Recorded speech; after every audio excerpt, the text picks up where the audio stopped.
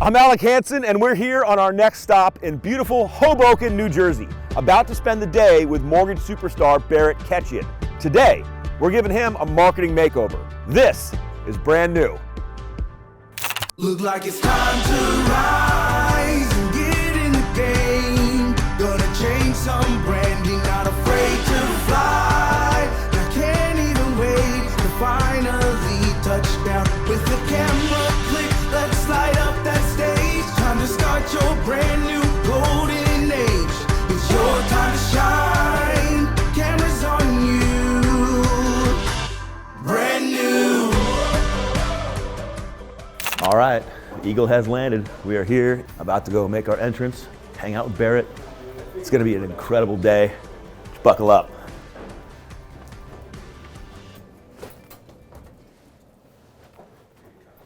I guess we'll go get some coffee.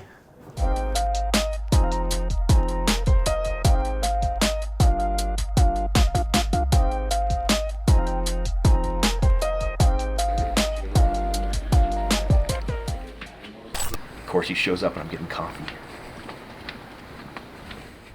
Barrett, you ready to go? Where have you been, dude? Just come on, we're going. Get you kind of warmed up. So, you've been lending a long time. Yes, How many years? 28 years. 28 years. Yeah. How'd you get into lending again? Just pure luck. Really? Yeah, just like Who sucked you in? Who told? Champion Mortgage. Yeah. Yeah. They're like, get in here. What were you doing before? First thing I did out of college. 1 week out, started at Champion only because they offered $1,000 more than like an insurance company on my offer, and they were closer in distance. I didn't feel like going into the city for 26 grand a year. Yeah, and So, done. Yeah, that's it. And then I guess I was okay at it. I guess you were okay Yeah. at it. For those of you that are watching and have never introduced yourself to this guy in the world, it's Barrett. You've been like a top 10 in the industry. Period. One of the best for years and years. It's impressive, dude. Yeah, it's been like 6 or 7 years now, luckily, and we built a great team that helps. It's not a one-person show. No, When you get of up course to not. Our numbers, I'm sure anybody that's in that top 10 all have great support, great team, but you have to run the team, you have to build the team, you have to train the team. Yep. That's all hopefully stuff that we've been able to do, but it's a huge support group that helps and brings it all together. They're amazing. They're great. Everybody from our sales support, assistants. Yep. The guys on the team that are helping out with the clients. Everybody cares, which is all one of my biggest things. Seriously. You have to care. Everybody cares about our reputation. Everybody cares about like the value, and most importantly, everybody cares about the client. Of course. Important. So because you have to want that. It can't just be about the money and No, you never survive. I just don't hire people like that. Yeah. Like I see the typical salespeople that come in. They might even be more aggressive. They might be Yeah. better, aggressively on the phone, whatever. But you know what? They won't in the long run. In the long run, they could do something to damage your rep, and they can hurt a client by over-promising or something. Yeah. And I'm a big believer in just, I'd rather have folks that are, their number one core belief is take care of the client. It'll all work out. Yep, 100%. Yep. All right, so the first easy question is, you have a lot of clients that have worked with you in the past. We were just talking about it. Yeah. If they were going to describe you, if we called them up, said, hey, I want you to describe Barrett and his team in like 4 or 5 words. Yep. What words do you hope would come out of their mouth? Responsive, I like that. Okay? knowledgeable, Yeah. honest, Ooh, good one. highly efficient. Yeah. I guess I'm trying to figure out a good word for Is it a sentence is okay? Like, yeah, they deliver what they promise. oh yeah, deliver. Yeah, deliver. Make it happen. Yep.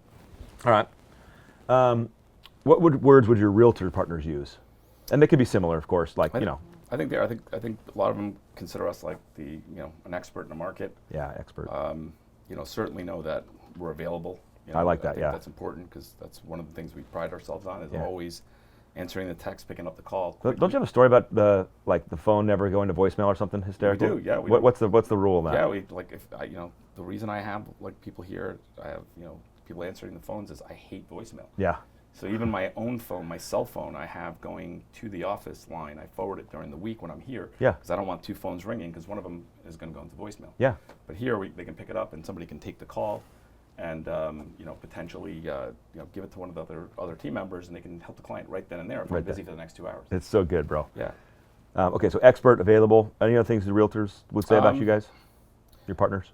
I think that the fact that we're good with clients, our personalities mesh with clients.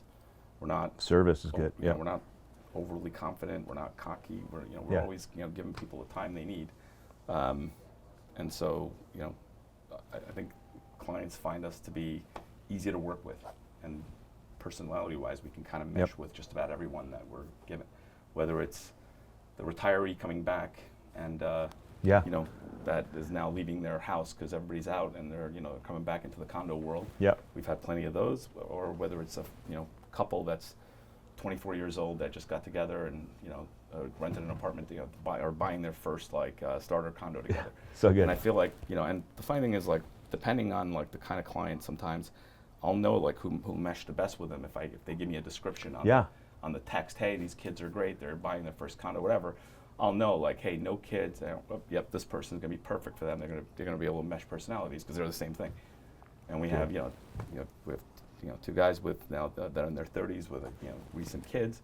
Yeah. I've got married. Instant connection. I have single. I have I feel like we kind of met, and I've gotten used to the whole thing because Yeah. being a parent of two kids in Hoboken, you kind of have it's a 1 mile town, so you kind of get to know a lot of people. And It's a small town. They know you, yeah. Yeah. Well, We run into some amazing stories of things that, when I'm anywhere, they're like, hey, you did my mortgage. I'm like, oh, hey, nice to meet you in person. you know a lot about me after doing the mortgage. Yeah. How old are your kids? 10 and 5, 2 girls. 10 and 5. How long have you been married? It's 2008, so 15 years. 15. Oh, he was going to come in, but he walked away. Oh. He's ruining it. That was, yeah. Okay, so let's ask the same question from a family perspective. What descriptive words would your wife use to describe you? We cornered her. And she had a couple cocktails, so she really didn't tell us the truth. She's not going to lie to us. She's going to tell us, she's going to use the words. About work or just overall? No, about you. About me. Yeah, descriptors. I Who think is this guy? Yeah, she would say that I'm, loyal. I think she would say that I am generous. Huh? That let's see, what's the other good words that we can use? That we can't use. not the word we can't use. Yeah. I think she knows that I'm passionate about. Yeah. So if I go into something, I'm a passionate person about it. And just always want the best for the family. for Yeah. sure. What would your girl say? Girls would say that I'm fun. I like that. Probably not available enough for their needs. I'm sure they would say that we'd want to see him more. But I think they both know that, yeah, I'm fun. They know we can have a good time. Yeah. And I'm definitely on the responsibility scale. I'd say I am a supporting actor at best. Yeah, I understand. But Yeah, when it you might win Best Supporting Actor. But when it comes to the fun scale, I usually can Dads jump in. dads have the fun gene. Yeah. Yeah, I get we- that. Yeah, we can do some stuff. All right. So kind of professionally here, I want to ask questions around what's important to you, and we can kick off the available one. I love that story because it just shows that this is a non-negotiable for how you run the business. That's it. What else kind of stands out to you as these non-negotiables? This is how we run the show. You can't take any risks with a client's loan. So I believe in Yeah. So it's just making sure that you know what you're talking about. Yep. And if there's a questionable scenario, check on it as opposed to assuming it. So never assume something. Yeah, if good. you're not No sure assumptions. about it. Yep. Now, at the same time, I expect people to be confident in their knowledge and be able to portray that because that's how course. people believe in you, right? They want to know, oh, this guy said it, then it must be. I wouldn't say it unless I believe Yeah. it. So you no BS. Yeah, no BS. I think consistency is a huge thing with me. Yeah. Can't have five straight loans you do great, and then 2 that you botch. You They can't all have gotta be any. great. We literally have to be perfect. I hate saying that. I but know. I require almost perfection in the sense of, I'm not saying that something's not going to come up on a deal and that you may have to overcome it. Yeah. At times you may have to, give a credit, lose some money because you messed up maybe something small. But you can't have anything big that could cost somebody their house, could cost a realtor their commission. Yeah. So we are super cognizant of that. Always if there's anything that we see, I think we're really good at, as a group, as a team, of seeing a potential problem before it happens. Yeah. So like identifying a potential red flag, identifying a potential gray area that an underwriter might read one way where you're reading it another, and just getting the answer up front. Yep. And I feel like we have the resources to do it. Yep. And you just have to take the time to do it, not Yeah. be lazy. 100%. I think that's where people get lazy. I think there's a lot of desperation in the field, especially now when volumes are down for a lot of people, and they just cut corners. Yeah. They will throw it against the wall, hope it sticks. Yeah. And I have never believed in that. Never do mentality. it. I'll take less loans, and if I have to walk away from a deal that I don't feel comfortable with, I'm okay doing that. And if somebody, but I won't give a definitive answer on something that I'm not definitive on. Yep. Okay, so kind of taking all this and framing it a little bit differently. Yeah. Why do you do what you do? Like, why do you do this? I mean, it's a good. I mean, that's a great question. I to be honest with you, I kind of just enjoy the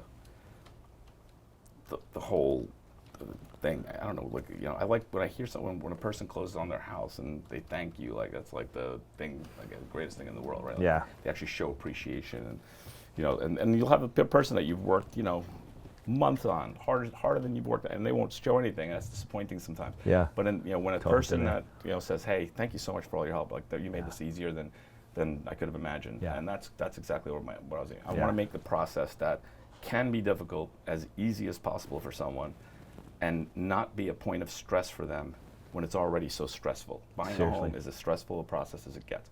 Moving, changing areas, Yep. furniture, money, Oh, all this it's stuff. gnarly. So like you want to take the stress out of at least one part of it, which is probably one of their biggest stress points is financing, because nobody knows anything about it. And so that's what we try to aim to do. Like, you could just get, and communication, answer all the questions, be there, be available. Yep. If your processor is not available and they have a question for them, you jump in and answer. You do it. That's it. Yeah, own it. there's not I a- can tell there's a ton of ownership. You got to own it From the You gotta team, own- to be from- honest with you, you got to own everything. Like it's on you at the end of the day. You Yep. can't say my processor forgot. It was your you took on the deal. Responsibility. It's You your gotta- responsibility at the end of the day on everything. So you are overseeing it. Now. You got to delegate. You got to trust others. And if one of them does screw up, yeah, it's still on you. Got to own it, and you got to move. You try to fix that problem so it doesn't happen, because you can't 100%. you can't do it all. But at the same time, in the end, it's all your responsibility. Okay. I will never say the words, the bank did this, the underwriters. Nope. Yeah. In the end, it was me. Yeah. I chose to submit that loan to the underwriter, who then disagreed. So therefore, it's on me at the end of the day. All right. So here's a question I want to piggyback on. When you first started, there's no way you knew what you know now. Not even like you close. were just like, probably like me, like there's eyes open, like what can I make and how do I do this? Yep. So, in the beginning, it's kind of a job It is. before it became something deeply your life. Yeah. Was there a moment when it started to switch? Do you remember, like being a young originator? When? Yeah. What was the moment? I think that, I started my career out, it was kind of in that subprime world. And as soon as I started doing like regular prime mortgages and doing purchase money loans for people more than refis Yeah. consistently, where all of a sudden now you started working with realtors, and it's like, hey, if I'm going to like grow and expand this, like you've got to do an amazing job, because then you want that person to recommend you. Yeah. In the subprime world, nobody recommends you. Yeah. Nobody's thrilled. Just very about it. transactional. It is. I hate to say it. So like, who's going to tell somebody that they just got a really high rate because they didn't have great credit and had to pay off a bunch of debt? Like, they don't exactly brag about that. No. But if somebody has a great experience buying a home, they're happy to brag about that, because I just think that's part of natural Get life-changing, progression. too. Right. So then, real estate agents happy about that, and then you realize like it can grow. It took me a while. Like I should have been much earlier into that world than I was. I just didn't know it. And then once we got there, though, and there was no turning back. Yeah, it just clicked, transformed Yeah, it. I think it was around 2010-ish, like around then, when I kind of, we turned it on, and then our volume and stuff started picking up big time in like 2012, 13. What pushed you to get to such heights? Because it's really hard to break through. I mean, because It is hard, yeah. I think that there's a time when like you're, doing a certain level of volume where you don't think there's literally an ounce of you left to do more. yeah, you're right at the ceiling of You're your right. capacity. You're like, I have nothing else I could do, and they just don't realize like you can just bring in other people, show them how you do things, and now you multiply yourself. You're in 3 places at once. Yeah. You're talking to 2 people at the same time, because that other person's just as, you teach them everything, and Yep. they have you to lean on, but they can at least have that conversation, because they can do that well. They may not know everything yet, but they can still have a good conversation with a client and Yep. And get ready. the scenario. So now you're doing it twice, and that's kind of what we did, And John has been with me ever since. Yeah, He was the you've had first some one. long He was the first one on the partnerships. team. Like, it's been over 10 years. And then, we kind of grew it from there little Yep. by little, once we knew we could support it with the amount of clients that are calling us. Yep. And, yeah, we like the one thing we can pride ourselves on is like we have some relationships that we've had for that long. Like we haven't lost a lot of like partners. Yep. Because we've done the job. Like, Yep. you know, we show up, we do it, we don't mess up, we care about their commission, their clients. Like we don't want to screw that up for them.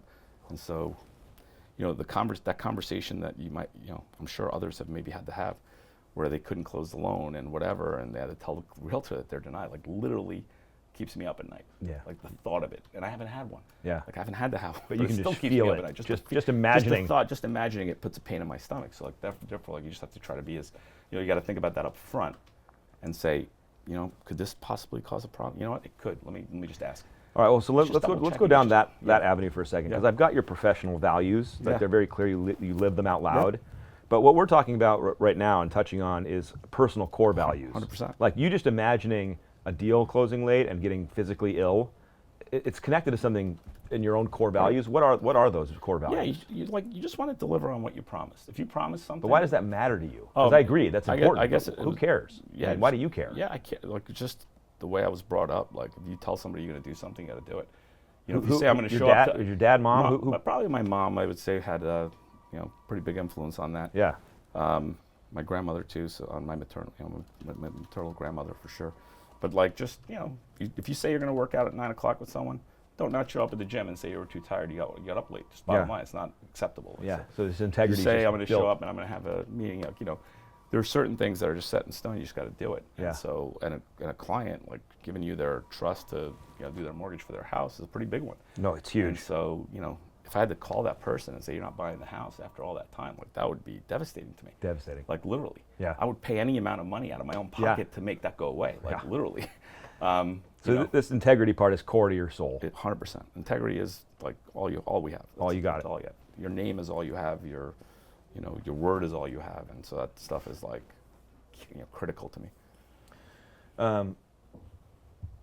How do you see yourself? If I'd ask you to describe yourself now. Yeah, I mean, I see myself as a person that's like highly dedicated, somebody who is, I don't do things like, half-ass. No. I wanna, No, you don't. If I'm going into something, I'm doing it. Full ass. Yeah, like, if you tell me I'm playing pickleball next week, man, I'm going to freaking play pickleball. It's time. Yeah. So that's it, but there's no like, half doing it. So it makes it hard sometimes because, you try to be a perfectionist and everything, and it's not, we're not perfect, we're No. humans. But at the same time, like you can always make the effort. Effort is something that to me is not, doesn't have to be, it's not talent might be God-given, but effort is not. So you can always That's give good, an effort. bro. I like that. So 100%. to me, like that's something I aim to do every time. Like, I will try as hard as I can, and if I take something on, once I take it on, there is no way. Like I've had No deals failure. that I felt like weren't going to work, and I felt like they were, I felt like the person was, not going to qualify, and I've said like I don't think I can take this on because I don't think I can deliver it, but I did it from the beginning. Yep. But if I take it on, I'm freaking all in. It's That's in. it. Like, we're closing that loan, and So I have last question on this segment. Yep. And it's nerdy because I'm a nerd and it's my show. So if I had to ask you to explain, I'm going to ask you a question and just answer the best you can. What's your glorious purpose? be the provider for everyone in my life.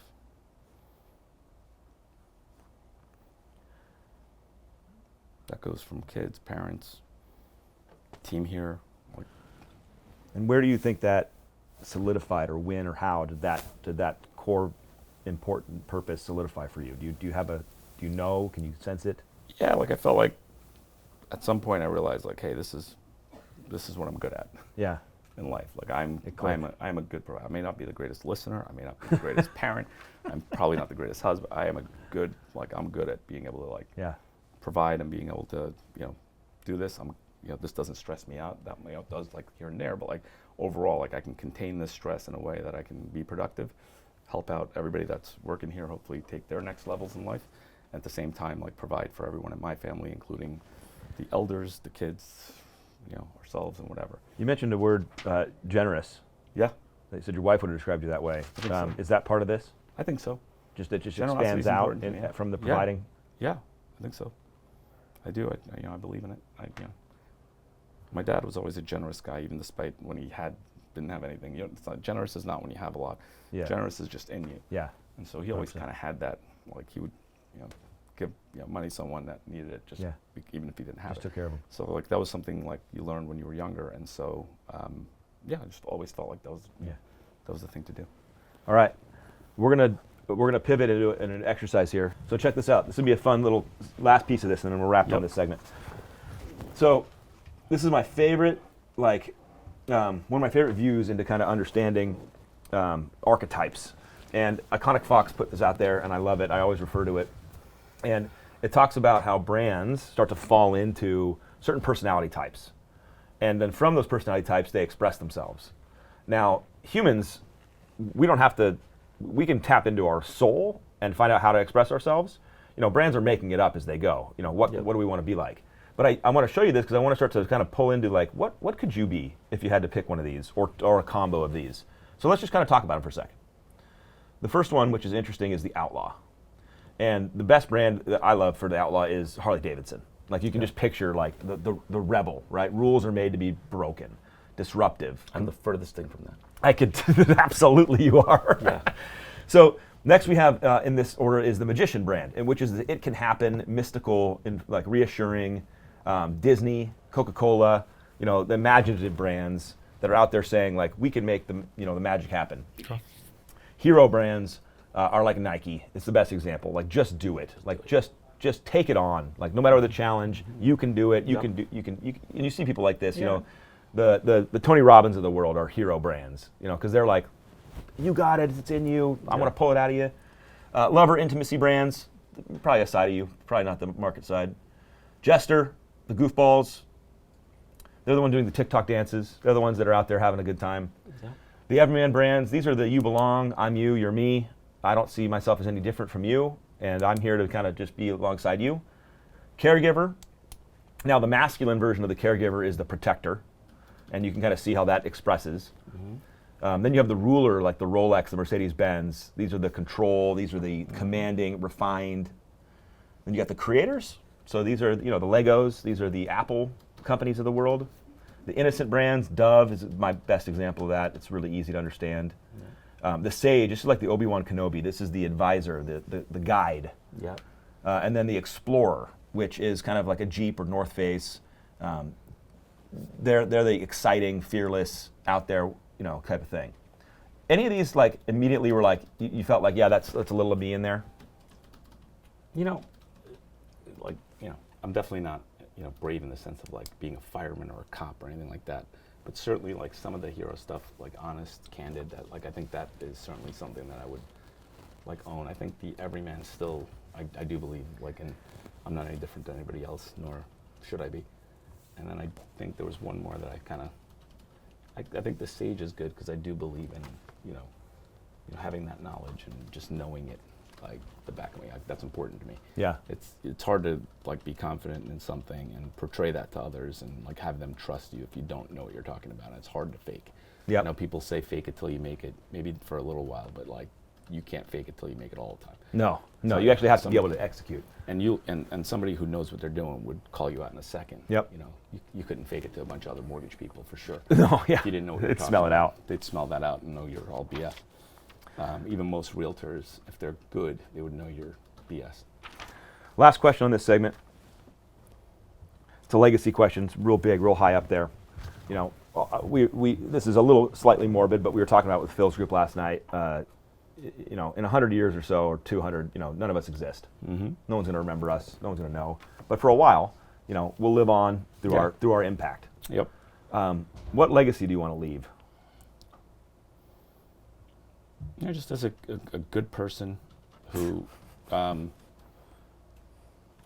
at the end, so I hope they say, hey, he was a good guy. Like, that's what I want to leave. I don't, the rest of it, like, being a mortgage expert, is that a legacy? I don't know.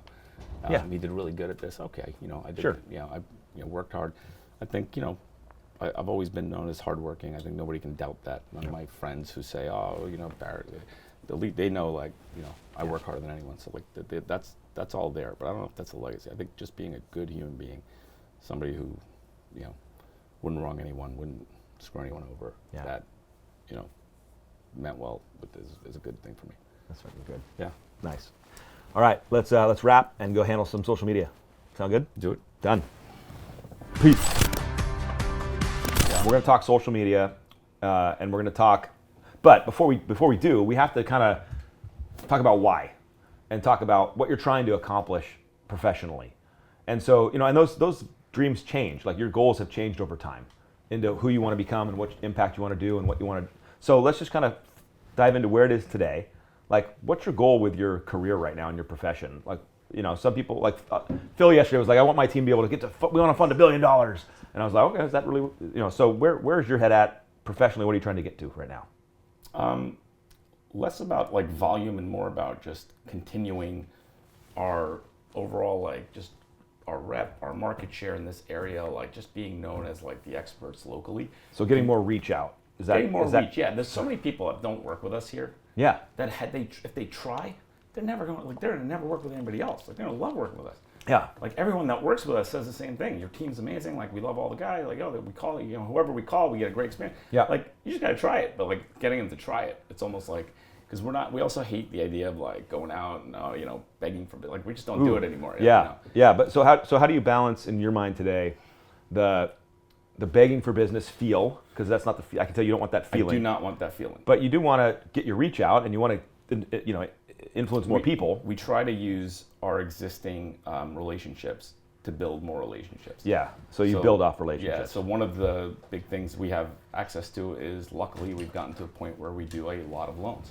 Yeah. Well, a lot of loans means you talk to a lot of people, and there's, so we try to take advantage of like that. So introduce ourselves through a transaction to someone, where they can see, hey, God, these guys are really communicative. Like they send us updates too, and the listing side, and the buy side agent. Maybe I didn't get the buy side agent because it was a client who came to me because they were a repeat client. So now you get to introduce yourself.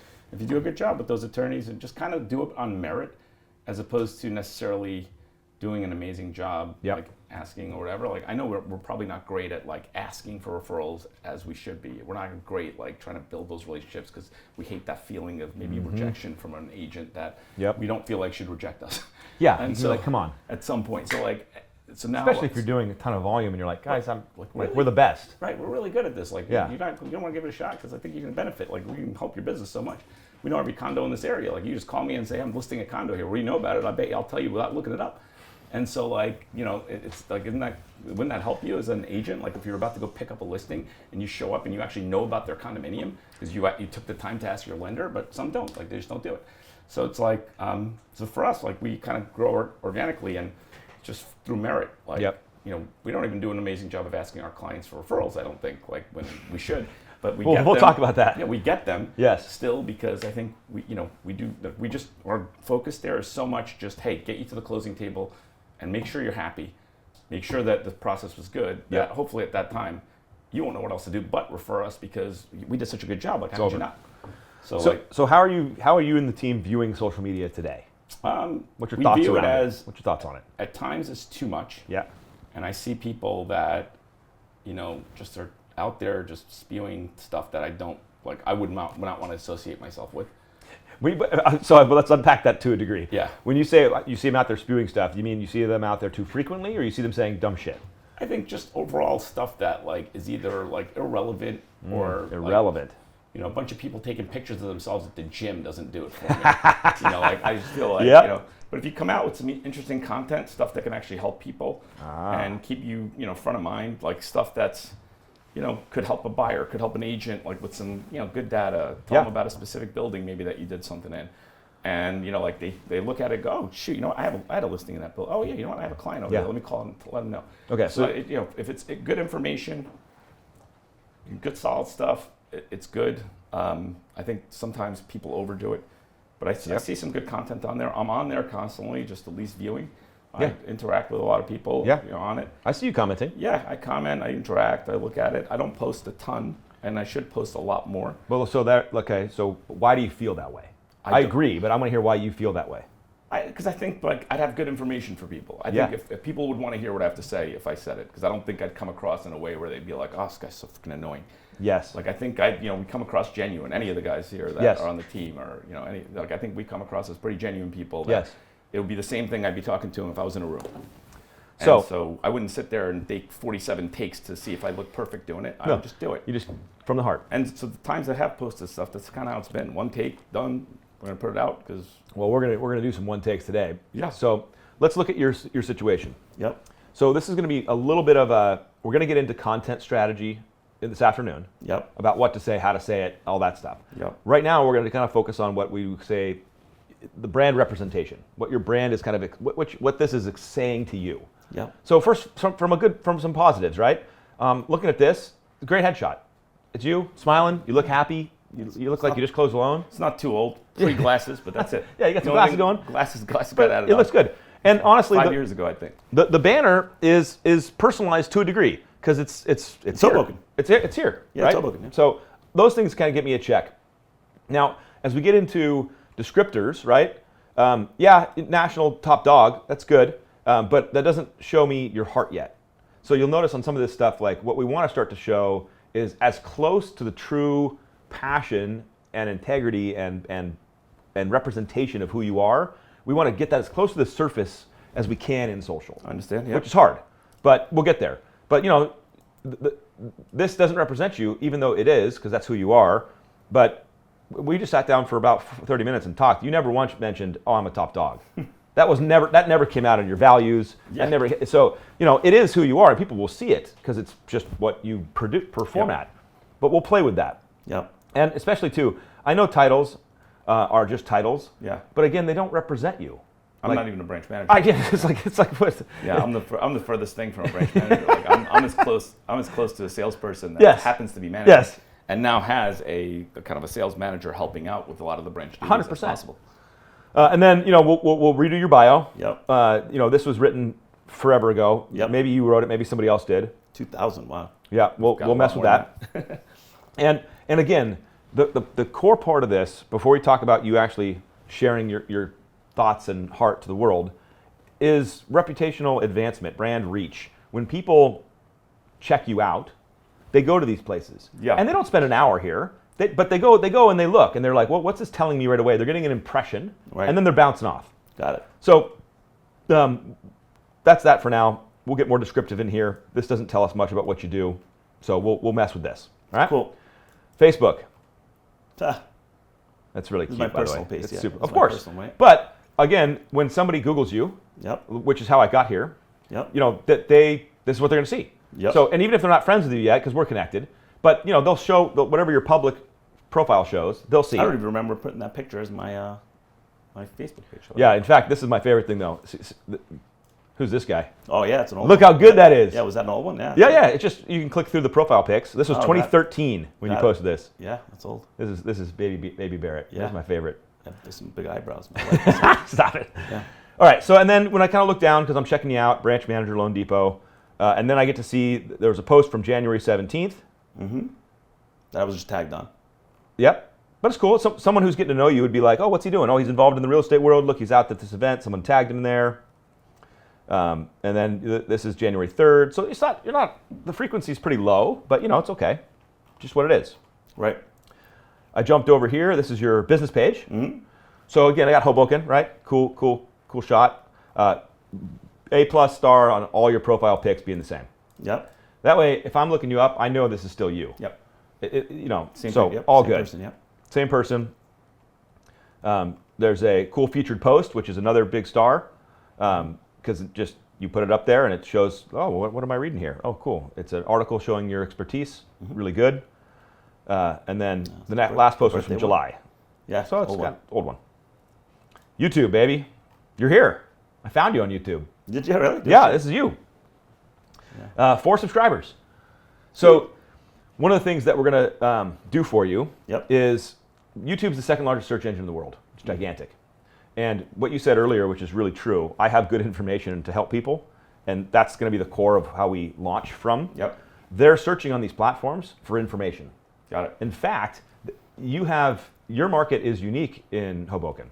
You got high-rise condos that other places don't have. You got situation stuff, you got attorneys, you got things that you have expertise in that are very specific. And I'll tell you right now, somebody out there is Googling how to buy a house in Hoboken, and they don't know anything. Yep. They don't know what they're walking into. They don't know the market. They don't know the area. And so we're going to take all that knowledge in here and we're going to put it on display so that somebody's like, hey, this guy Barrett knows the hell what's going on. Let's start understanding this. Yep. And so we'll talk about a plan for this, but we're going to get this all decked out so that when somebody is here looking around, it's like, well, this guy knows everything.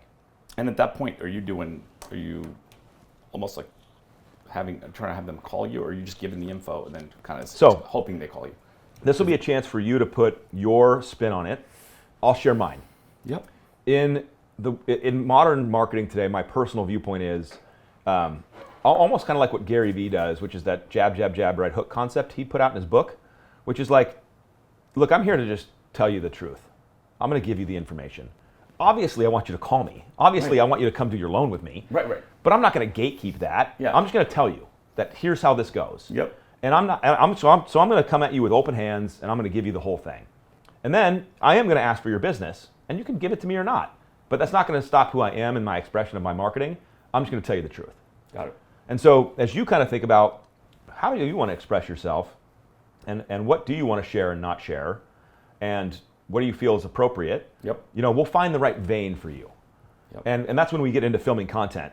And you'll feel like, you know what, that felt wrong, or that felt really right, the way that I'm doing this. Yep. Make sense? Yeah. And then Instagram. So I found you again, the Hoboken Mortgage Guy. It's a good handle. It's right down the line. And we just got to figure out what our strategy is for telling our story on these platforms. Got it. So you're making a normal mistake a lot of people make, which is this post, right? Mm-hmm.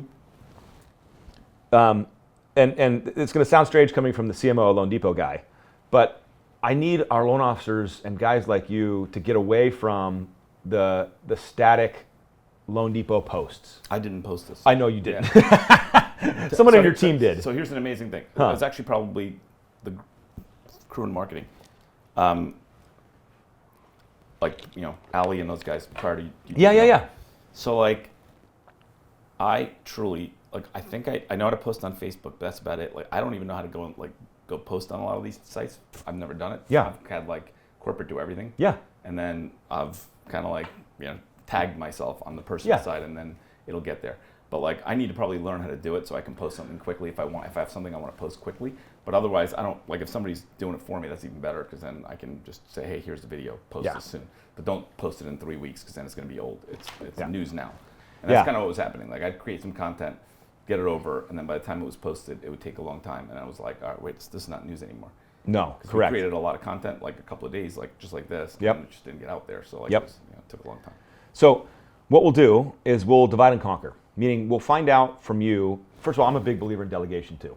Yep. Like, I put out a lot of content, but I have a really busy job, and I got to do my job. Yeah. And so you have to find that balance of how do you surround yourself with support and teams to do certain things. Yep. Same with this. Yeah. So with social, it's such a highway for marketing. It's such a place where our customers and realtors and all these people are hanging out all the Yep. time.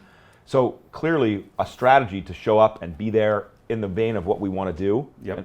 is crucially important. It is, yeah. And it'll bring in leads, and it'll build reputation, Yep. it'll expand reach, all the stuff you know is true. It's almost amazing we've gotten here without it.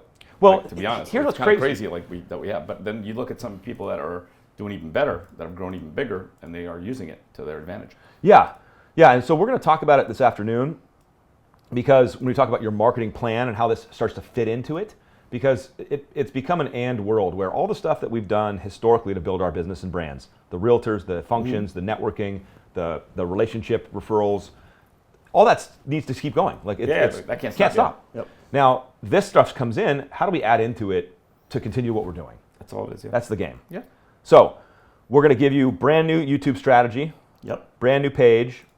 We're going to clean this up. We're going to give you some new banners, some new headshots. Cool. We're going to explore on the personal page what you want. So let me explain what I mean by that. People always ask, Alec, I have this business page and I got this personal page. Where should I be putting content? What should I be doing on Facebook? And Facebook's an interesting animal because the business page, candidly, again, this is massive Alec opinion, it's only really important if you're going to be running ads Right. at this level of your game. Yeah, no doubt. I mean, 'Cause I see all the- nobody's I coming see all the here. realtors putting stuff on their Yeah. personal pages. Yeah, cool. Because no one comes to a business page. No one one does. cares really. Yeah. I mean, and Unless they're tagged like with me. Like, Yeah. if that's tagged on both, then they can see it, I think. yeah, when they're tagged, they're gonna be like, well, I got to see who tagged me and what's going on. They'll draw themselves to it. But if I think if my personal pages on there too, I think they see it. Like if I have both on sometimes, like, because Correct. I'm friends with people on personal, Yeah. not really on business. Yeah. So The objective here, and this, like a little call out, like one thing we're going to fix is, so if you watching, like just do this please immediately. You see where it says branch manager at Loan Depot? What it needs to say is branch manager at the Ketchian team of Loan Depot. yeah. Because if I click Loan Depot right now, guess where I'm going? Loan Depot. Yeah. I don't want to go. You don't want to send them there. No. You want to send them here to Yeah. hang out with you professionally. Don't forget that. That's like everyone messes up with that. So we'll repair that. And then the last piece on this is for your personal stuff. It's going to be, okay, what's the blend of personal to professional? Yeah. What's too much? What's not enough? And this is more of a commentary part that I just because I want you to figure out how you want to attack this. Yep. There are some people who are like, I don't want any professional stuff on there. I don't want to connect with my clients on Facebook. I want Facebook to stay over here in this lane, kind of hidden. And I always push back a little bit saying like, what's your objective? You know, you already physically, you're like, no, I got it. No, I think it's both. Yeah. Because, well, you're a human. Yeah, and I'm a people connect, they want to work with humans. Right. You know, not just robots. Yep. So you'll find the right blend of like, Yep. but I think you already naturally kind of do I it. don't post a ton of stuff like about my kids and things like that. No. Like just because I haven't done it. But yeah. Yeah. So we'll play with it, find the People vein. tag me a lot. That's kind of where you see all that. It's good. Yeah. So did that high level overview make sense? Yep. Good. So we'll take the next couple weeks. We'll clean this all up and we'll relaunch you. Sound good? Yeah. It's gonna Sounds be good, great. dude. All right. We're gonna use this part as a frame up for the content creation. Okay. So everybody has to find their voice on these platforms because immediately, even as we were just wrapping on the audit, the stuff was coming out how you're like, people are posting too much, they're overdoing it, pics of themselves at the gym, stuff that you're immediately turned off on, right? Like literally immediately. And I think you're already there because you said help people and I have good information to help people. Mm-hmm. So when you think about what you want to be known for on social, if you want people bumping into your stuff on social, like they're going to do, what do you want them to leave with when they bump into your stuff on social? I would like them to know that we know like financing in not just this area but everywhere inside and out. Like these guys are experts. Like, hey, we should probably call them.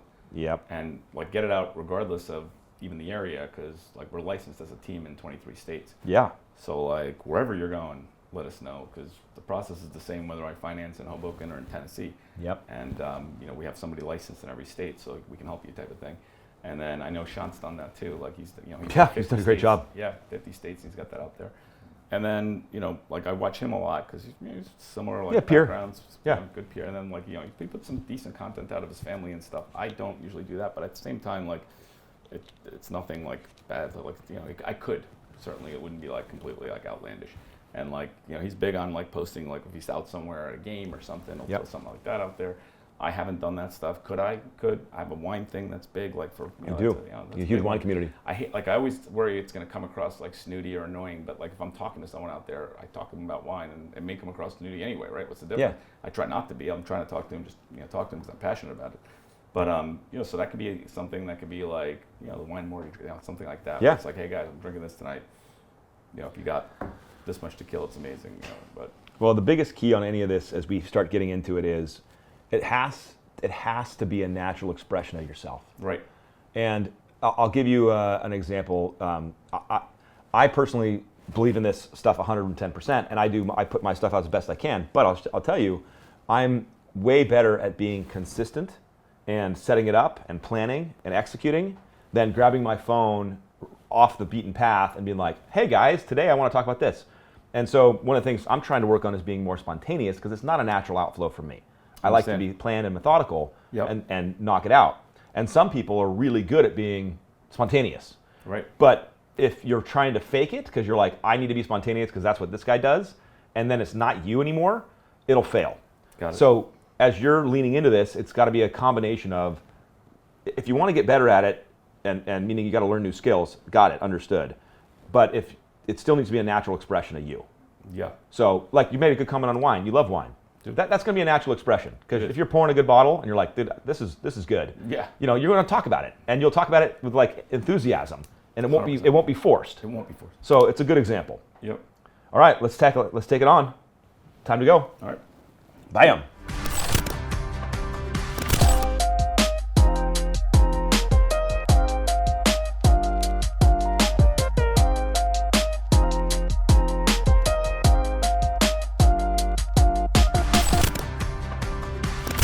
All right, we're back. Wardrobe change, photo shoot done, ready to go.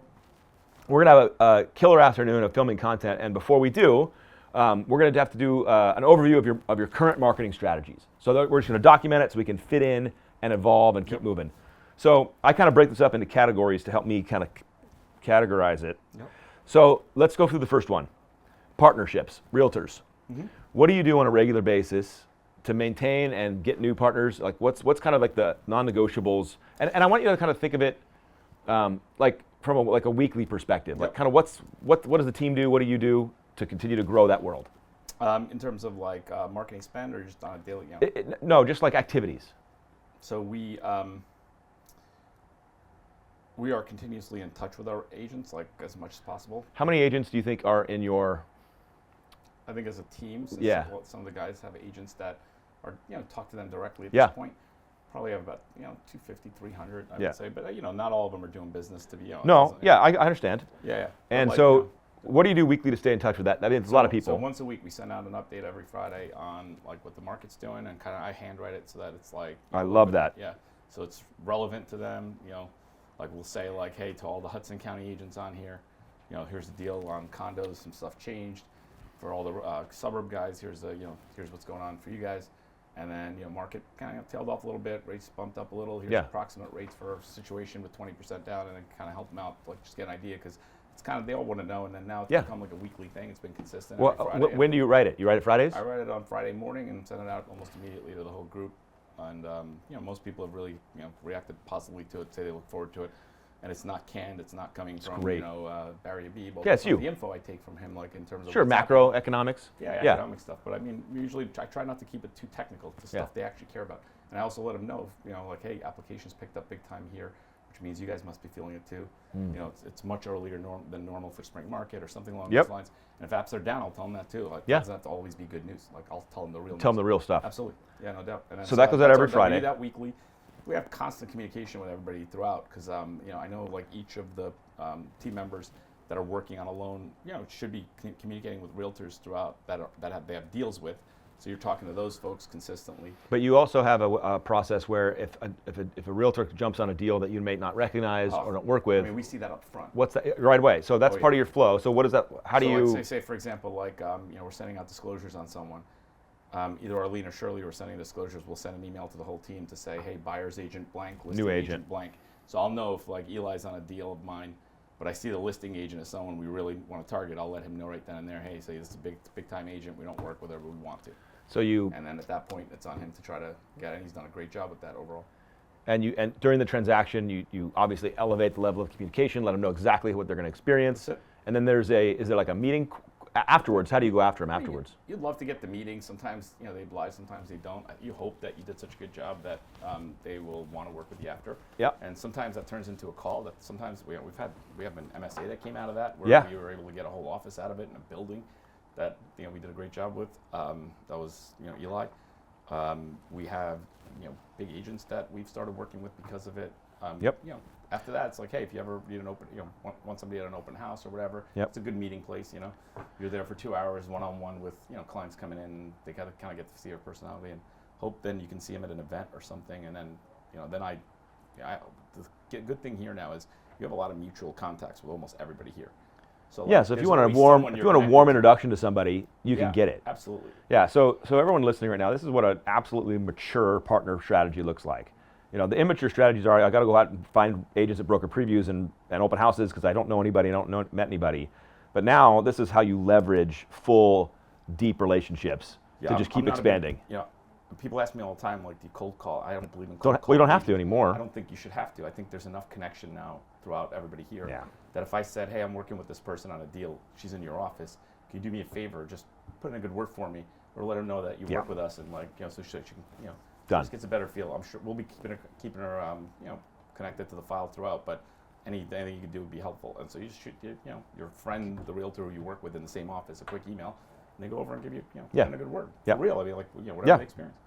All right. So, what's your my next bucket is past clients. Mm-hmm.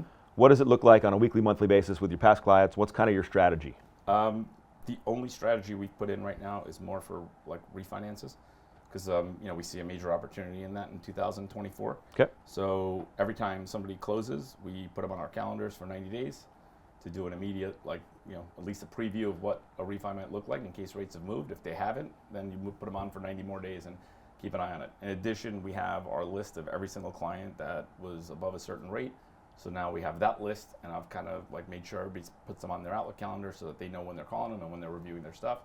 And we do continuous review. Do we do a great job on the people that closed that are looking for maybe new properties? No. We do get a lot of natural calls on that from clients that closed. But do we do an amazing job of keeping in touch to be like, hey, just checking in, make sure you're not moving or anything, because it's been 4 years in Hoboken. We should do a better job of that. All right. But so it looks that's like more of if your I can, strategy we should do. yeah, something. yeah, we can play there. But it's kind of reading it back to you. You put clients on an initial 90-day check-in after the, and so you're calling them up. Especially now. Yeah, Like I wasn't doing that when rates were at 2.5. of course. Yeah, I got it. But now I think there's an opportunity for sure that's going to happen. It's just a matter of time. So now you want to be on top of that nonstop. Yeah.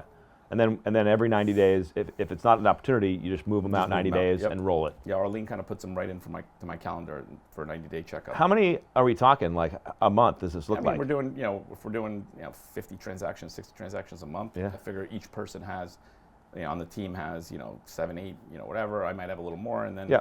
it just, we put it in. And you just make it sure, work. Yeah, why not? And especially, like, we know the opportunities, like, we know which ones are smart. So if I see somebody who, like, bought down a rate because they paid points and they're already at 6, Yeah. maybe I do that one at 6 months, Yeah. just kind of case by case. But again, just to make sure there's a reminder set for you that you just don't forget. But at Yeah. the same time, Well, it's we calendared. also print out that list every quarter so that there's no way we're forgetting it. Yeah. That's why I have Mike. Mike's like Mr. Like report. On it. He's got the reports down. He actually gave it to everyone on our entire branch, all the loan officers. And so you can't tell me you forgot. Like, Yeah. It's there. All you have to do is review the thing, set a freaking reminder for yourself on Outlook, and call your client and Call. say hi. And How tell hard them is you're that? looking out for him. Say, hey, That's absolutely. yeah, refis aren't even there yet. Hey, listen, you're not eligible yet, but just know I'm looking out. So Yeah. you don't need to like search the So they don't go to the I got internet. you. Yeah. Say, I got you. Just call me whenever you want to check in. But right now, I didn't see enough of an opportunity, but I did check. Okay. This next bucket is I call it local. Do you do any events, or do you do any like client appreciations or partner appreciations? Do you have anything like that where you kind of bring people together? We used to have a huge one at the end of each year. You used to do an annual one. We did, and so we kind of don't anymore.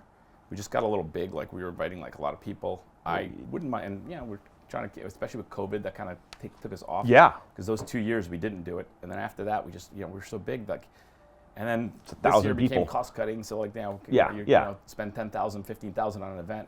It seemed Yep. harsh this year. But I do a lot of individual events too. What does so that like, you do a big event for the entire real estate community. That's great. And I plan on doing one, but not necessarily just for business. It's for an organization that I'm now part of, that I believe in, that I think it's going to help raise some money for them. Yeah. So I'll do something like that. But I'd rather, if it's for business only, I'd rather do an entire office just by themselves. Yeah. Because yeah. they will be so much freer. They don't Yeah. have their competition around. Yeah. And you're just there with them. I usually bring at least like maybe 2 people. I won't bring 6 people, but I'll bring 2. Okay. And this way, like the 2 that work with that group the most out of my office, and then try to kind of mingle with them on a comfort level. We did a lunch last week with a great team at EXP that we really enjoy working with. Yeah. It was maybe like 10 of them and 4 of us, 12 That's of great. them, 4 of us, and it was great. Like, we Yep. had a great time. And so But those happen organically. It sounds like it's not like you're like trying to book one every quarter. No. They just happen when you it's get them together. it's mostly organic. Yeah. We could probably do more. I'd like to do more quarterly like things with some of the smaller teams we have that we Yeah. probably don't. I think having a business development person would help that. Like it's hard to schedule it on your own. Of course it is, and organize it and make sure people are coming and It's- throw the event. It's a tough. lot. And if you throw that on your sales assistants, then the problem is like they're working on files too. Like they're constantly doing stuff too for you, and it becomes difficult. You almost need a person just to do that in some cases. Yep. Like that's a position I haven't had great luck with, but it's something that like I still yearn for. Somebody who can do the social media, who can do the events, who can kind of get your name out. And Could be a combo. And I see Sean, Benosian with like two of the great guys that do it. I mean, he put together a 1,000-person event recently. Yeah, I just saw it. Which is amazing. Like that's I don't even know if I know 1,000 people, but like those guys put it together. I know he wasn't sending out invites to anybody, but at the same time, he's an amazing speaker. He has that kind of like, that reach, and he was able to get that many people in a room with some good speakers, and that's an awesome event. Like seriously, it's amazing. I told him too. I texted him the other day and said, "Dude, that's an amazing event." Yeah, I'm really impressed. And then social. Social, yeah. So today, we're winging it. It looks like we're organic. We're winging it. I call it organic. I like organic a little better. It doesn't make you feel like you're failing. Yeah, I don't feel like I'm completely failing because I'm at least involved and I see stuff. Yes. And I've gotten business out of it simply because like I'll see somebody talk about a listing on there. Yeah. And immediately we'll text them on the side and say, hey, I just did something in that building 3 months ago. I have that building approved for the next 3 months, FYI. And Smart. If you need a flyer or something, just send me the listing. I'll get one over for you, financing flyer for Sunday. And so like if I see anything like that, an opportunity, I'm good with that where I will immediately jump on it. Yep. Because we recognize the buildings. And there's some buildings that, we have an advantage in that we do them where maybe others might not be able to, and that's 100%. All right, so let's talk about strategy around it. Yeah. I'm going to download some stuff into you, and then I want you to kind of think about how you want to step into this space. Yep. So when you start getting systematic or strategic on these platforms, it's a new musculature, because it's like we're not doing it today. Yep. And now we got to start integrating this into the life. How do we do that without just breaking all the current processes or putting stuff that's undue stress on the world, all that stuff. So here's a couple thoughts, and then we'll kind of dive into it. The first thing that people misunderstand about social is frequency, because we're turned off a little bit when we see people that are there all the time, but what we really fail to realize is we're turned off on specifically is their messaging. We're turned off on them. And so yeah, they're on there all the time, and they're putting up stuff that we consider garbage, and so we just are like, we're turned off. And so we associate that to, well, it's because I see them all the time. No, it's because you see shit you don't like all the time. Right. If they were putting out things you liked, you probably wouldn't mind it. Right, that's true. So that's something to consider. Yep. The other thing that you have to consider on a social strategy is it's a scroll environment. So people are not consuming everything they see. That's true. They're moving right by it. They are. So when you put out content, even if it's really thoughtful and really good, a lot of people are just going to go whoop right by it. Right by it. And the problem, and so there's a misperception that it's worthless. No, what's happening is I want you to kind of settle on this concept of micro impressions. Yeah. So I get it. You're making a micro impression, just like driving by a billboard. Yeah. You see it all the time, Yep. right? Geico, it's like, well, it's a stupid lizard because I see it all the time. I get it. So frequency needs to be really high on social, because they're not going to see every piece of content. They're going to see it, but they're not going to absorb it. And so frequency has to be high, and the type of content, the strategy, which we're going to do next, has to be not crappy. It has to be right in line with what you want to be and who you want to be known for. And so picture this.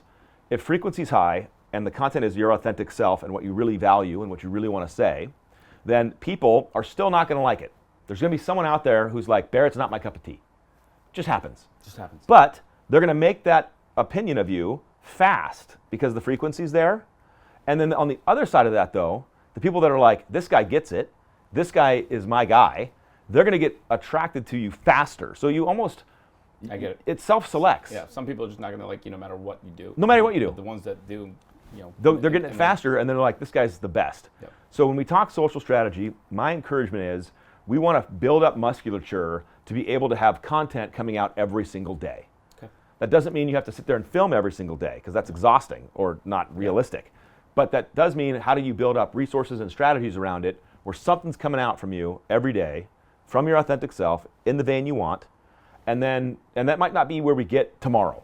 Yep. It might take some hiring somebody or working with somebody else or figuring it out and then pushing forward. Does that make sense? Yeah. So next segment, we're going to build out content for days, because everyone goes, well, if I have to produce something every day, what the hell do I say? There's not enough to say. That's challenging for sure. We're going to blow that out of the water. But you need to figure out, as we kind of come through this, okay, what am I going to be committed to doing? And so my first encouragement is, let's figure out how to get 2 to 3 to 4 pieces of content a week out. Yep. And if we can build some musculature around that, where now it's getting framed into your week and your month, it'll be handled. Yep. Whether we need support or what you'll learn some stuff and figure out if you can do it. But that's the game where the end game is daily content. Daily content. Daily content. Yeah, the hard part is like just making it look nice too. Like, where it's, just popping a video out there, like making it look decent. So Well, that's going to be part of your brand expression. Yep. Because there is a place for somebody just to be like, I just want to tell you about this condo community we just did. Like, Okay. Yep. that's okay. That's Yeah. organic. It's good Yeah. content. It's helpful. Yeah. And then there's a place for like, I want people that watch this to really get a feel of who I am. Yep. Because you made some really good comments earlier, and we're going to build off of it. But you want people to feel your expertise, to Yeah. feel your professionalism, to feel Yeah. like they're in good hands, type of thing. Yeah, I feel like that's my strength. Like, Yeah. We're not, going to be like the. So- on the on social doing jokey. Like, I don't think Yeah. that's me. Like, I don't think that's going to be my. 100%. personality. It's not your brand. It's not. And that's not who you want to be represented as. And so when we make content, it's got to reflect that. That's right. And so there's a certain level of like production value, so to speak, that you're going to want to have. But then at the same time, we're going to kick over to the true authentic side, where it's just you just being like, here's something that's going on. Yep. Because that's also who Barrett is. You're not like, you don't come across as somebody who's flashing your success or your wealth around. Don't. You don't. And so high produced content can also be seen as like flashy and not down to earth. And so there's a Also balance true. there. Yeah, I agree. There's a balance there of like, how do Yeah, I no. make sure this really speaks my language? And this is the fun part of social, and because everyone screws this up, they try to be somebody else. They see somebody else, they're like, I can do that, or I should be that. And then they put that on, and it's not them. It's not them. Yeah. And you can see it. Absolutely, 100%. I see it all the time. So let's get out of here. Let's build a content calendar, and let's get ready to film some stuff today. Let's do it. Bam! Let's go. Ooh, I mean, even better. So this is a fun exercise to get you going on how to make unlimited content. Okay. A lot of people struggle with, what do I say? Yep. Let's start with an easy one. Write down like FTHB, first time home buyer. Yep. And then underneath that, Yep. let's just pick, think of this as we need 1 minute topics. Okay. So what does a first time home buyer need to know? Pick a topic. Pre-approval process. Perfect. Pre. Perfect. What's another thing that you need to know?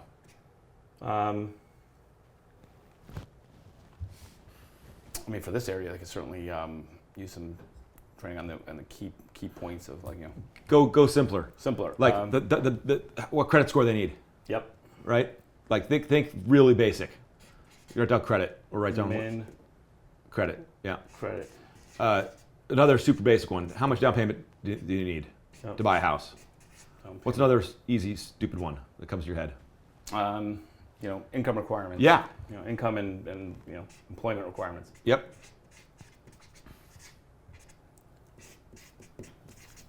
This is what happens when you have too much experience. You forget what the basic first-time homebuyer doesn't know. What's another easy one that that first-time homebuyers don't know? What's an appraisal? Yeah.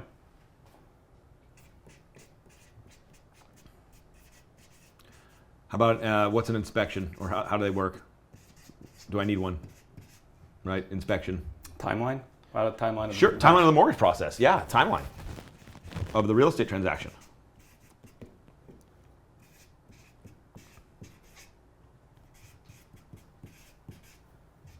All right. Yep. Inspection. Yep. How about how to pick the right realtor? Yep. It's a good one, right? Write it anywhere you want. Yeah, it doesn't matter. How about how to pick the right lender? Are they all the same? I'll say team. How about that? There you go. I like it. Yep. What else is first-time homebuyer? How about fees? What am I going to spend? That's like a whole first-time homebuyer series right here. Well, so exactly, right? So like, We watch. should pick 12 things that I would never talk about because I think it's too basic. You do. But at the same time, like, you could because there's somebody that's watching it. Fees. We got process. We got like, what's the underwriting process like? Because Yeah, that's true. confusing. I don't know what that is. What's going to happen? Yep. You've got New Yep. Jersey specifics, Eligible assets. eligible assets, gifts. Yep. You got down payment assistance if they Down have payment, any of yeah, those. DPA, yeah, we do. DPA. We do. And this thing just keeps going, right? Yeah, it's like 20 things right there. And so what's crazy about this is, and what we're going to do is we're going to throw up a Google Drive or some document. we're going to just start listing these, and we're going to build out. So this was what, like a minute. 1, 2, 3, 4, 5, 6, 7, 8, 9, 10, 11, 12, 13, 14. 14 videos in a minute. Now the reason we're going basic right now is because this is what we talked about before, which is there's two types of content that I want you to kind of categorize. The first is evergreen. So evergreen content would be like something that is just going to maintain its truth through a long period of time. Yeah. Right. So how to pick the right realtor. Well, the advice you give is probably going to be relevant for a long period of time. Yep. So we'll put this content out anytime. Yep. And we're going to also create your YouTube strategy with this. Yep. So think about other categories now. Other categories besides first-time home buyer. What categories stand out? I'll start you off on one. Right. I'm buying a second home. Yeah, that's a good one. Right? Yeah. I'm buying an investment property. Yep. What's another category? I mean, you could condos. I mean, Absolutely, condos. Condo financing. Absolutely. What's another subcategory? Jumbo financing. Jumbo. What is it? Yep. What is it? What's another one? What else do we do here? I think. Do you have any of these floating around? Oh yeah, FHA, sure. Yep. Yeah, sure. So and then you could go reno. You could throw reverse out. It Somebody goes, else would it have goes to on do and on. those. I don't know Sure. those things. Agreed. Yeah, Agreed. I get it. And you can choose. But Yeah. now, what's crazy about this process? Each one of them would have a subset too, like the same thing. Totally. Yeah. And watch this too. Minimum credit score, right? Yep. Every single one of these needs Probably. a video Yeah. on minimum credit score. Yeah. Every single one. But there's nuance. Yep. Because the credit score for VA is probably different than this. And That's right. So the nuance is there. So now it's not just one video, it's 8 videos Yep. with nuance that allows you to make content at scale. So now there's really no, so, and by the way, down payment, same thing. Yep. So all of these become replicatable. And then we even have a new fun one out here, which is just Hoboken or New Jersey. Yeah, local. There's a million things that are happening here 100%. that are really unique to this market that you can talk about all the time that people don't know. Absolutely. And it's crazy even people that live here don't know, 100%. right? Yeah, no doubt. And we're talking about all the New York transplants coming out here. They don't know. Yeah. They've been renting for 10 years. They come out here like, what the hell's this? Yeah. So Agreed. now we got one more fun area over here, and this is called current events. Yep. So now this is the stuff that is not evergreen. This is stuff that I call consumable. You got to get it out right. It's stuff that's happening right now in the market that you need to document and share that isn't part of this. Yep. So let's say you do a lot of investments in second homes or right? You might make these 2 times as long as you might make the first-time homebuyer one. Right. But this one's still crucial because if you got someone who's a first-time homebuyer buying a $2 million condo, We have a lot of them, yeah. they need to go through some of this stuff. Yeah. And what's crazy is you think it's basic because you've been in it for 20 years, 30, you don't know, but they could have the most advanced finance degree, and you've done loans for these people, right? Nobody knows anything. They don't know anything. They show up with nothing. Yeah, no doubt. So here's how we're going to play with this. We're going to build out all these content ideas. We're going to start to figure out where to deploy it. So for example, we talked about YouTube. Second largest search engine in the world. People are going to YouTube and they're starting to ask these questions into the thing. And people are going to YouTube and they're asking it saying, hey, what about in Hoboken? Condo in Hoboken, right? They're typing that into YouTube. Yep. If you have 12 to 15 videos on condos in Hoboken, you're going to be popping up on all these things. All of them, yeah. Yeah, makes sense. Now you also have them, so now you have them as a lead source in the water, 24/7 salesperson for you, but you also have them as a library content for just maybe you have a customer. And you like, hey, I'm going to send you a couple videos on this. Yeah, no doubt. And I would love to even build them out so that I can send them out during the loan process even. Well, to have a video to be like, the process, like, hey, this is what's going to happen now. I'm sending you a video as to what's going to happen next. Take a look at it. Yeah. So I like the, You can like film an for entire clients that you're about to put into process, you could even use it for, so you can use it in both places. Well, and what we'll do too here is all the milestone updates that the CRM spits out, we'll just load your video in. Right. So now, as soon as a rate lock happens, your client gets a text of you saying your rate's been locked. Here's what's going to happen next. Yep. So it's done. So we'll play with loan process too, which will be really fun. That's good. But does this make sense? Yeah. So this is how we build content. Now, with current events, what you do is you hold regular sales meetings. I do. Right? So number one, you can have your people follow behind you. Hey, I'm going to make the video, then you're going to make the video. You can lead them through it. Yep. But when you have your current meeting, you can throw up a whiteboard or put it on the screen and say, okay, guys, what's happening right now that's relevant in our market? And they'll tell you stuff. This is happening, this just happened, this just happened. Yep. And now you have your content for that week, I just got to do it. and you just got to execute. Okay. Make sense? Yeah. All right, last piece of this before we go film content. Yep. We're going to talk about how to structure content. So structuring content is important. So here's some like obvious ones. On social, when somebody's scrolling, people make a ton of mistakes when they make videos. And the mistakes, like they introduce themselves. Mm-hmm. They take too long to get to the point. They kind of take too long to get started. They're blabbering a little bit to get started. And by that, as we talked about before, it's a scroll culture. They're gone. They're gone. No one's going to sit around. So we need to hit somebody right in the beginning with what's either called the hook, or like I like to call the answer, Yep. or the solution. Or sometimes the hook is the problem. Right. Okay? So let's pick a topic and let's go through this as like an exercise. Yep. Let's talk with condos. Okay? What's a problem that happens that comes up in the condo world?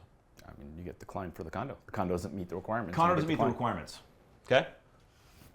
And are people getting into a deal on a condo where it doesn't meet the requirements and then the deal blows up? Oh yeah.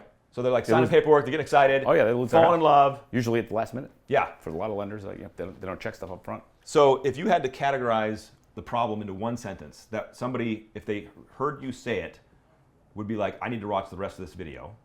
Yeah. How would you condense that problem into one sentence that you would deliver to somebody? I would say, have you ever lost a commission check over the fact that a condo didn't get approved? Perfect. And that's a realtor-centric one, right? Yep. So realtor would be commission-based. Yep. Have you ever lost a You deal? know, if you do, buyers, you can say, And the buyers, what would you say for a buyer? ever have a situation where you were buying a property and last minute you got a delay because of the condo? Yeah? You know, Or something try like to that. shrink it. Shrink it. Shrink it and make it more dramatic. Condos cause you a problem during financing? Yeah. Listen to this. Yeah. And you can also play with like, if you're buying a condo, right, you can lose your dream condo if you don't make sure it's approved first. That's right. And somebody who heard that goes, I could lose my dream condo if I don't make sure it's approved first, goes, I don't know what the hell that means. Yep. But that sounds scary, and I don't want to lose my dream condo. Right. And so I'm going to buckle up now, and I'm going to listen to the rest of what Barrett says. Yep. And then you can explain, condos require approval from the agencies to get the loan done. Yep. If you haven't gone through that, you might get into escrow. I call it escrow. You might get into contract, be all excited, and then realize you can't close on that deal. That's right. And then you can even tell a story. I've been in this market for a long time. Here's how we handle it. So before you fall in love, call me. Yeah. So that's example of you're telling the hook, problem, or solution first. Then you can tell the story. Yep. So when we build the ideas out, like my favorite one is down payment. I always joke on this because the myth of 20% down is so real still. It is. And so you're instead of talking about the problem, which could be like you could hit them with the answer or solution, which is you don't need 20% down to buy your first house. Right. And they'll go, what does that mean? And now you can go into the story or the solution. So when you start with an answer, the solution, which in this case the solution was you don't need 20% down. I'm giving you the answer. I'm giving it to you right now. Here it is. Or the problem, which is you're going to lose your dream condo. Right. You're not going to be able to close your dream condo because it's not approved. Right. Now you piqued their attention. So we'll have a huge list of content ideas, always updating because you'll be adding current news, you'll be adding current stuff. And then now this is the format for the content. So when you're talking about fees, you can say, you're going to get charged fees. Here's how not to get ripped off. Right. There's going to be fees, but if you don't ask these questions, you're going to get ripped off. Right. And someone goes, I don't want to get ripped off. Right. So you gave them the problem right away, and now you're going to talk about how to solve it. So does that framing make sense? It does. Now it takes some creativity. It You got to come up with the stuff. You got to come up to it. You got to play with it. You got to find out what the right problem solution hook is in the beginning. That's right. And that takes creativity where people get stuck there. But as you get better at it, and because you can have a long hook or problem and it just won't be as catchy, but it'll still be good. Right. It'll still work. But getting it catchy and short right off the bat. But getting to the that's point going to is take key. reps gonna and take reps, practice. Yeah. But the good news is it shouldn't. The frame is still the frame. You can still use it every time. Yep. And even if it's not as perfect hook or perfect catch, it's still gonna make an impact. Yep. And that's how we frame content on social. It's a lot different than giving a speech, taking a bunch of realtors out, and doing a kind of a presentation. You would handle that much differently. Right. Well, on social, they're gonna go right by you, so you gotta hit them with the goods. Hit him with the goods right off the bat. So you ready to make some content? Yeah. Okay, it's go time. That's it. That's it.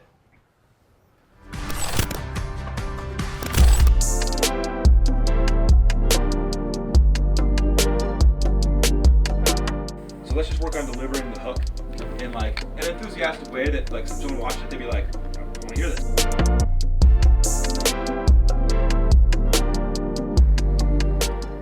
Not all lenders are created equal. Communication is key, as are their processes. If they're understaffed or they're just not on top of their stuff, they can miss a date that can be critical to your purchase transaction. Yeah, that was smooth. Oh, see, that's moved out really good. Legs up on this. Never feel like you have to explain everything, which is hard. I know. For short form content, it's like you can do a seminar on this for an hour and a half. Right. Right. But That's what feels- yeah, but that's what that's not feels what up. they want on those platforms. I They're not agree. there for a seminar. I agree. What you're doing though is you're giving them information that's helpful to them, Yep. and then what they're going to do is they're going to call you Right. And then you can talk to them, right? because they're going to be like, dude, hey, Barrett, I saw this video and you said this. Can you really do that? Can you walk me through it? And then it's Yep. like, yes, let's go through the whole thing. You know, get a pen, let's go. And that's what this is intended to do. Is this too pretentious to say? Like, could you say something like, working with a team that's, working with a top team, and how it benefits you as a buyer? No, because you believe that. I do believe it. I feel like if there's a gray area or a favor to get, like, we're the guys to get it. Like, if there's something where the lender has to make a decision, and call it a business decision, who are they doing it for? They're doing it for the top team, not just a lone wolf sitting out there doing 2 loans a month. Yeah. Like, I want to kind of get that across somehow. Yeah. If there's a condo favor to get, or if there's a timing situation where something has to be rushed, to be honest, like each company has, will probably. I don't know how to say it in a good way, but Well, I'd like to okay, get, so here's the think process. about that content. I feel like there's something to be said for that. So, on all those topics you just mentioned, and everything else we're going to do, right? Yep. We're gonna have a content library. We're gonna Yep. have all of them Yep. listed out, from benefits of working with a team to down payment, everything. Yep. And then when you look at it and you're feeling about coming up with what you want to say this week and this month and all that fun stuff, Yep. you're going to go first back to your why. Right. Before you write the hook, before you it's like a mental focus game, because your why. This is from very in the beginning of the morning. In the very beginning of the morning, we were talking about your value set and what you care about and all that Yep. stuff. Integrity was shining out of you. Your Absolutely. desire to do good. Your Yeah. desire to help people. It wasn't about how big you could make your team and how many So, yeah. climb the chart. Yeah. It was all around these core values that you have. Yep. And so you got to land there first. Because I remember when we talked social in the beginning too, you were like, I hate people that are, the people on there, I don't vibe with them, because they're talking from a different why, and it's probably about them and how cool they are and whatever they're doing. Agreed. It's BS. Agreed. So you got to really before you even write hooks, you got to center on, okay, why am I doing this? Yep. I want to help people. I want to reach for people. I want to, inspire someone to buy their first home. All the fun stuff that you want to tap into.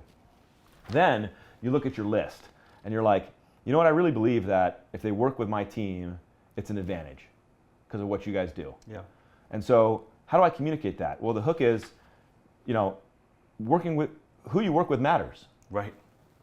And Right. then they go, I kind of agree with that, but why? And then you get a chance, and they'll listen, and you get a chance to say, I've been doing this for 28 years.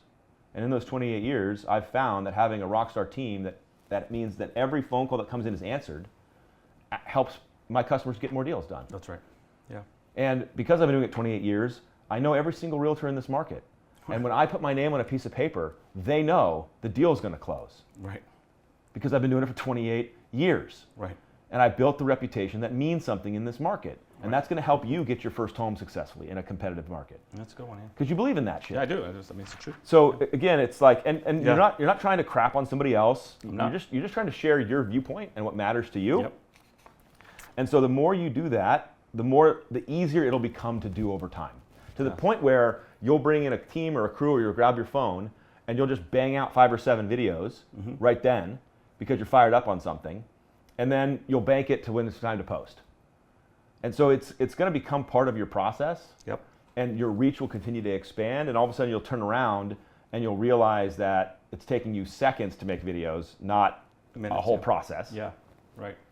You know the formula, you know the process, because like we were talking about, you're like, oh, the hooks are kind of hard to come up with. They're not once you get in the flow. Yep. What's the problem? What's the solution? What's the answer? Start there. Yep. And then tell the rest of the story Yeah, after. On the past ones that I did, I kind of like thought about what I was going to say.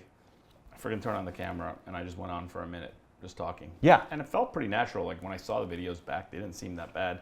People said, yeah, you sound very natural. You sound like, you know, but it wasn't like, I'm sure there was some rambling going on potentially and stuff like that. So Yeah. maybe, you know, and so this will obviously be significantly cleaner. Yes. And so the question is, when I'm doing those, I'll just have to learn to like stop so that if we needed to edit them, we could. Yes. And then two, I mean, I hate to say it, like, You need paste. I've been doing this for 5-6 years now, and what I've learned is that I can string 3 to 4 sentences together now and not lose myself in the sentence Right. delivery. But in the beginning, what you noticed and what happened to me too was after sentence 1, I start losing my train of thought, and then I'm trying to land it and I'm veering off somewhere, yeah. and it's over. Yeah, you're off. So, And reach out versus call. Yeah, that's a good one. yep.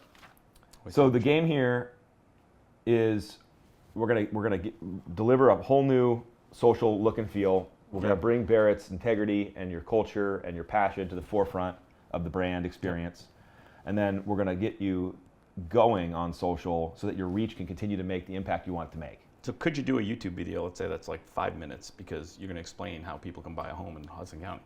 Is that- 100%. Would they look there for that? Well, Would they like, when I look at a YouTube video of how to fix something, I feel like, you know, it's 4 minutes, 5 minutes, the guy's showing you how to do it, you're like, okay. So I feel like if I'm buying a freaking home in Hudson County and I actually look at YouTube to get ideas, I'm thinking I'd want somebody to give me more than just like the 3 thing, right? No? So watch this. Yeah. We don't have a whiteboard up there, but watch this.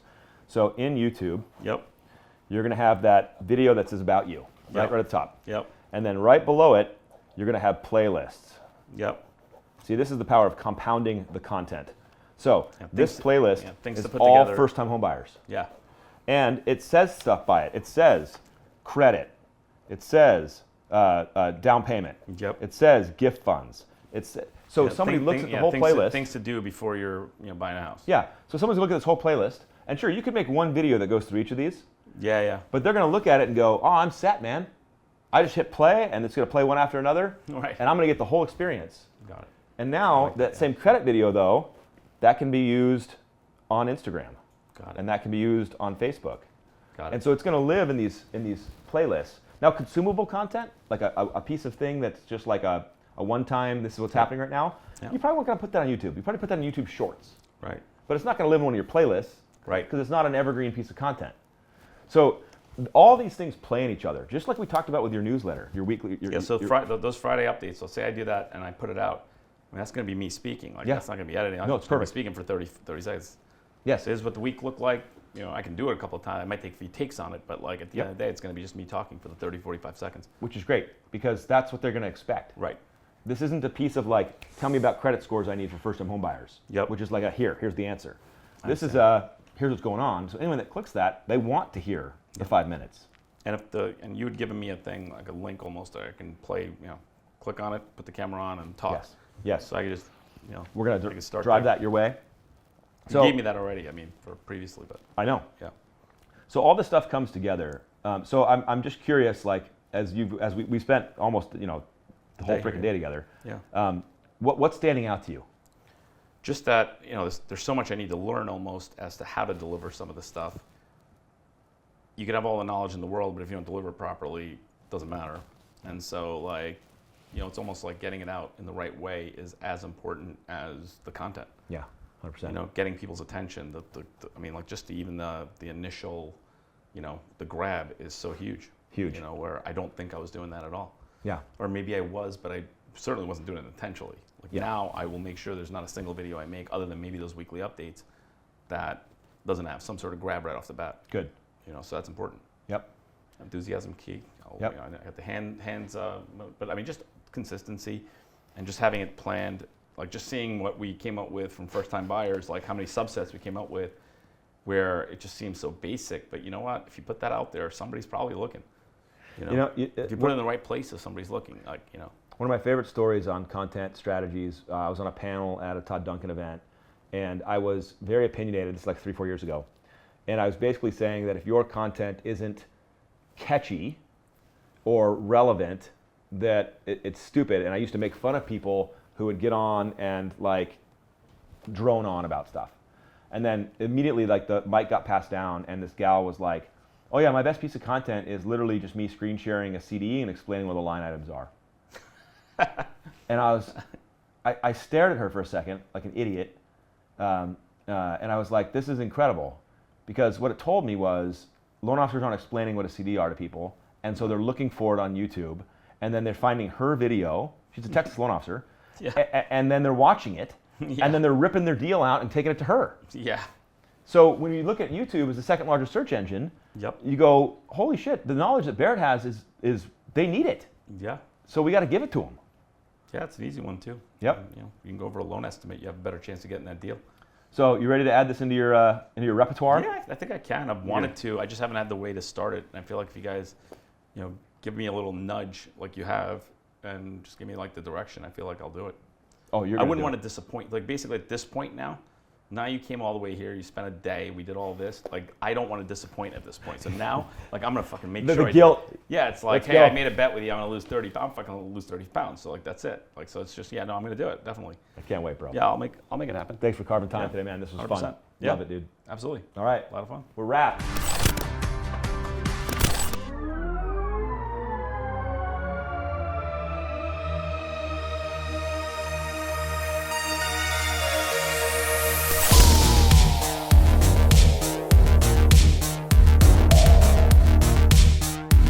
You're a first-time homebuyer, having trouble getting your offer accepted, picking the right realtor, using the wrong lender. Some of those will be easy anytime. Don't have 20% to buy a house? Well, good, because you don't need it. Brand new